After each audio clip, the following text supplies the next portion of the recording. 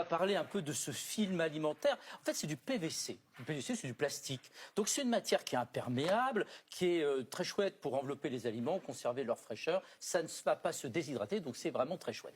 Maintenant, c'est du plastique, effectivement, mais ça peut toujours être libéré au contact des aliments. Et quelles sont les précautions à prendre alors? Bon. D'abord, il faut regarder l'emballage. Et si vous regardez l'emballage, vous allez être surpris. En dessous, vous allez trouver une mention où il y a marqué combien pour l'emballage de tous les aliments. Là, on est d'accord.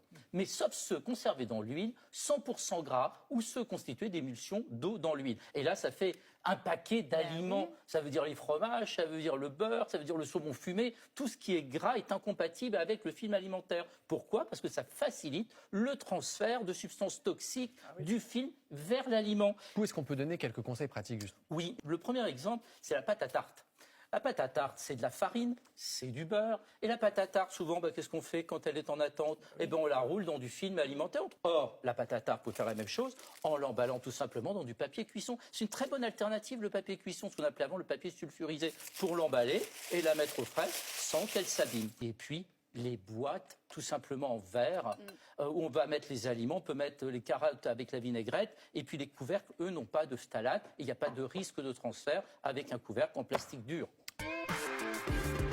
On va parler un peu de ce film alimentaire. En fait, c'est du PVC. Le PVC, c'est du plastique. Donc, c'est une matière qui est imperméable, qui est très chouette pour envelopper les aliments, conserver leur fraîcheur. Ça ne va pas se déshydrater, donc c'est vraiment très chouette. Maintenant, c'est du plastique, effectivement, mais ça peut toujours être libéré au contact des aliments. Et quelles sont les précautions à prendre alors?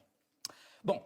D'abord, il faut regarder l'emballage. Et si vous regardez l'emballage, vous allez être surpris. En dessous, vous allez trouver une mention où il y a marqué combien pour l'emballage de tous les aliments. Là, on est d'accord. Mais sauf ceux conservés dans l'huile, 100% gras, ou ceux constitués d'émulsions d'eau dans l'huile. Et là, ça fait un paquet d'aliments. Ça veut dire les fromages, ça veut dire le beurre, ça veut dire le saumon fumé. Tout ce qui est gras est incompatible avec le film alimentaire. Pourquoi? Parce que ça facilite le transfert de substances toxiques du film vers l'aliment. Où est-ce qu'on peut donner quelques conseils pratiques juste? Oui, le premier exemple, c'est la pâte à tarte. La pâte à tarte, c'est de la farine, c'est du beurre. Et la pâte à tarte, souvent, qu'est-ce qu'on fait quand elle est en attente?